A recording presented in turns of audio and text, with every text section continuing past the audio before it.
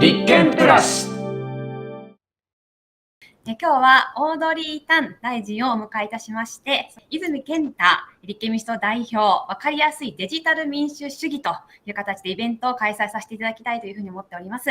私は進行をします参議院議員の塩村あやかです。よろしくお願いいたします。参加者なんですが、オードリー・タン大臣、ありがとうございます。今日はよろしくお願いいたします。Thank you. Really happy to be here. ありがとうございます。そしてですね、泉健太立憲民主党代表です。よろしくお願いします。泉健太です。中谷一馬衆議院議員デジタル PT の座長でございます。よろしくお願いします。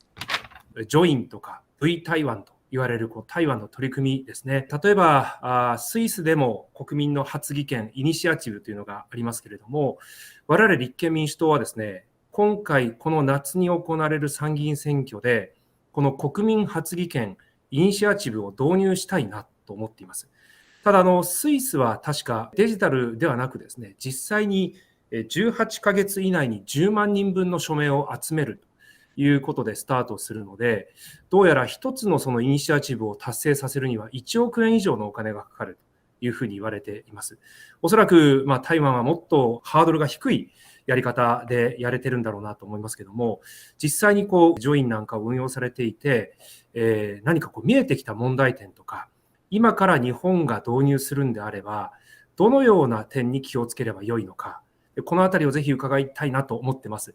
We designed Join such that it takes just a few seconds to second a petition. And after you liked a petition, it also recommends like some streaming TV or a bookstore online. It will say, oh, you like this, so you might also like that. So it is a recommendation platform for people to discover more social causes along the way.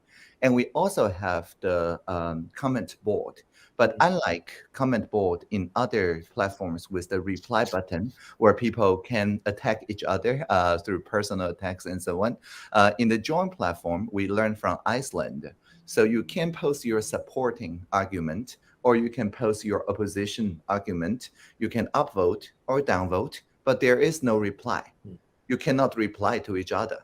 So because of that, if I see a strong supporting argument, and I don't like it, I cannot attack the person proposing this. I have to propose something that's equally persuasive on the opposing column for other people to upvote or downvote. So it turns the energy usually people spend to attack each other, to each other's personhood, into something that is based on the arguments, on the narratives, on getting the point across. And this allowed us to simply look at the most upvoted and downvoted comments to get a sense of what people's common feelings are. What are the common ground that both aisles can nevertheless agree on? So this seeks a good enough consensus, which promotes more people participate. Because if you see other people attacking each other personally, you will not want to engage. You will want to distance because it's not useful. It's toxic. By making a safe space, a civic space for participation, it allows more and more people to spend time on it. その点は確かにSNS によって、お互いに攻撃し合うことが可能なものもあると思うんですけど、1000万人の方が登録をして、またそうではない SNS もある中でいうと、台湾の皆さんがそういうお互いに攻撃し合わないものをやっぱり望んでいたという世の中の空気があるのか、それともやっぱり別のアプリ上では台湾人同士であっても相当激論攻撃が交わされているというふうに理解してよろしいですか？ Yeah, I often compare Facebook to a nightclub in the entertainment sector in the city. So it's very loud. You have to shout to get heard. Or private bouncers may escort you out if it gets really rowdy. It's smoke-filled room. It's hard to see each other very clearly.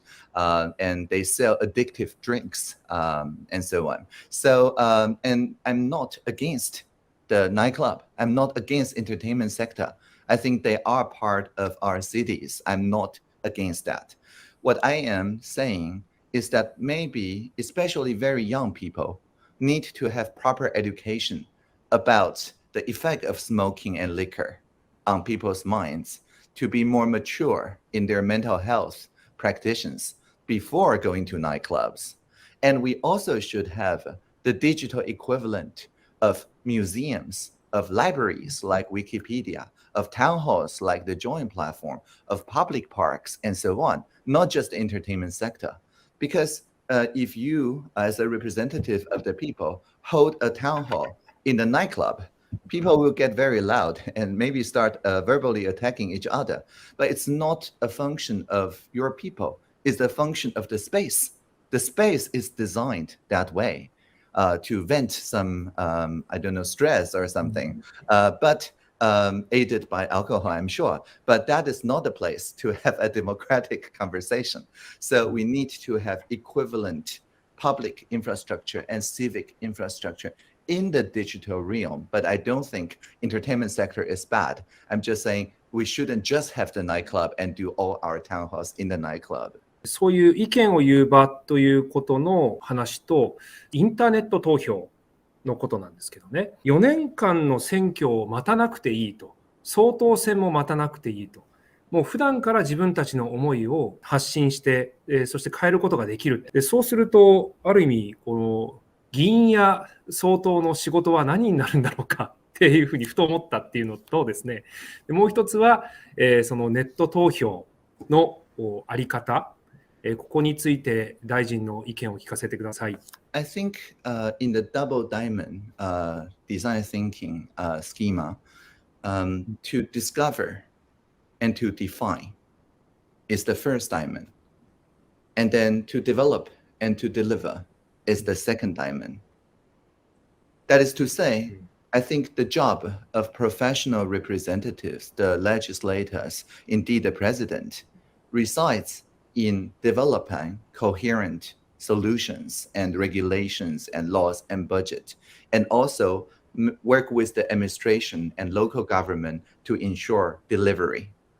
However, while you can, of course, have an open mailbox where everybody can write you a letter, it's very difficult if you have millions of people writing you to get a sense of signal among the millions of incoming mails.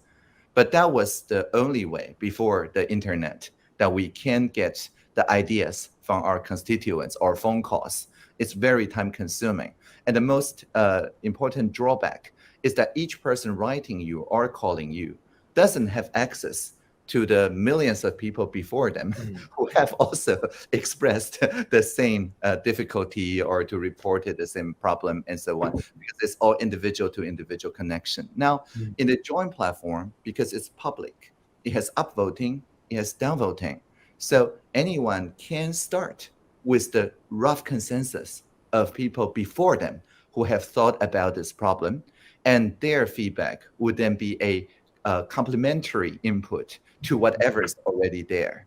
And so people have a co-creative relationship in digital democracy platforms to discover together what are the problems and to define together what's the important values we hold despite our different positions to solve this problem. But it is not the solution. It's not the implementation. It is not the regulation. Indeed, it's not law. What people have is a set of kind of good enough consensus, a shared feeling on what success look like, the how might we do something definition. So that's how we connect those two diamonds. The first diamond, the exploration and the definition of common values, is digital democracy, but representative democracy still works on the development of coherent solutions and laws and the delivery of such. 私もオードリー大臣のですね、ネット投票に関する見解を見させていただきまして、やはり正確性と社会的な正当性、この両軸がやはりしっかりとマッチングしてからでないと、デジタル民主主義を活用していく中でも、ネットの投票というのが難しいんじゃないかというような見解が示されておりました。で、私自身もその認識を十分に持っていてですね、最近立憲民主党は衆議院国会の方にインターネット投票を推進する法律案というのを提出をさせていただいて、約5年間でそれらの課題をですね、解決をして、日本でもまさにエストニアのようにインターネット投票を導入できるような形にしていきたいということを思っているんですね。そもそもデジタル民主主義っていうのは、代議制民主主義をデジタルの力、テクノロジーの力で補完をしていくものだと思っているので、今、オードリー大臣が進められているような、Join や V 台湾のような、こういうみんながいつでもどこでも政治に参加をできるような仕組みもそうですし、一番大枠の投票の部分っていうのも、どこかのタイミングでやっぱりデジタル化をしていきたいなと思っているんですけども、台湾としてはですね、例えば5年後、10年後、もしかしたらもう少し先かもしれないんですけども、どこかの段階でそういった国民の理解を、国民の正当性を得られてですね、ネット投票を導入するタイミングっていうのがいずれ来るんじゃないかなということを思っているんですけども、オードリー大臣としてはそのあたりの展望っていうのはどのように捉えられていますか？ We already have internet voting.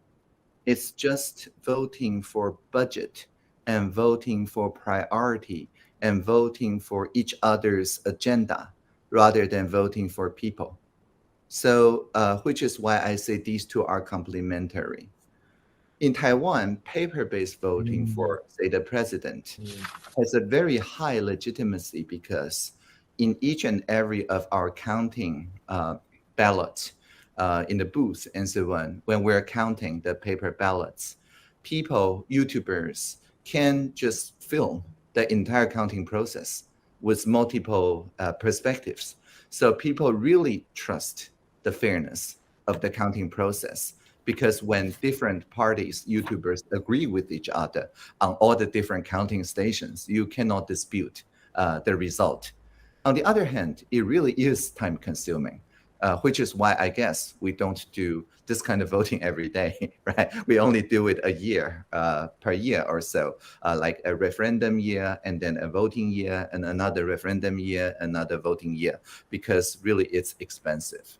On the other hand, if we're just choosing, for example, which ideas are the best to sustain the 17 development goals, then we can literally do that every day. Right? Because it's simply a poll in which that the survey questions are written by the people. So it's a wiki survey. The survey not written by posters, but by the people themselves. I can propose a petition, a presidential hackathon idea, a sandbox application, a participatory budget idea, and then my idea become one of the survey items where people can vote through any of those new voting methods online. But because it's inexpensive, we get to do that all the time. But we cannot use this to replace the presidential voting because the counting process here is not as legitimate as the YouTubers filming the paper counting. Only when the legitimacy here are at the same level or above the paper-based counting can we talk about replacement. So that is the restriction, the limitation that we're working with. But because people use this internet voting all the time, so I think in a decade or so, people will have a sufficient amount of cryptographic experience to audit the counting process. And then maybe we can talk about augmenting like Estonia does. But it's not a short-term work, and it's not yet a problem because we use paper-based voting only once every year anyway. おそらくデジタルに対する価値観という意味では同じだと思いますし、そこと民主主義をどう結びつけていくかっていうのは今日は大変たくさんの示唆を得ました。オードリーさんの知見や経験というものが世界的にも本当に優れた事例だということを私たち感じておりまして、今後もオードリーさんのまさにやってきたことやこれからやっていくことをまた学ばせていただきながらですね、私たちも日本の中でそれらの事例を参考により良い政策を作ってですね、国民生活をより良くしていくために頑張っていきたいなということを思っておりますので、今後ともご指導よろしくお願いします。本当にありがとうございました。Thank you so much. Live long and prosper. Thank you. ありがとうございました。またよろしくお願いいたします。ありがとうございます。ありがとうございました。